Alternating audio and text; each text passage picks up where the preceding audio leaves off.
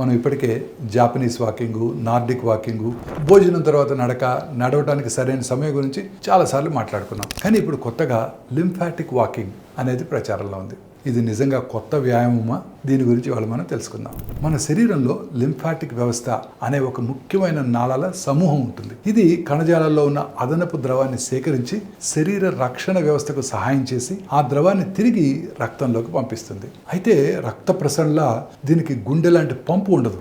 అందుకే కదలిక చాలా ముఖ్యం. మనం నడిచేటప్పుడు కాళ్ళ కండరాలు బిగుసుకొని విడిపోతుంటాయి. ఈ కదలికల వల్ల ఈ లింఫ్ ద్రవం పైకి కదులుతూ ఉంటుంది. అలాగే లోతుగా ఊపిరి పీల్చడం కూడా ఈ ప్రవాహానికి సహాయపడుతుంది. అంటే ప్రత్యేకంగా కొత్తగా ఏదైనా చేయాల్సిన అవసరం లేదు. రోజుకు 20 నుండి 30 నిమిషాలు నిటారుగా నడవండి. చేతులను సహజంగా ఊపండి. సౌకర్యంగా శ్వాస తీసుకోండి. ఇవి చాలు.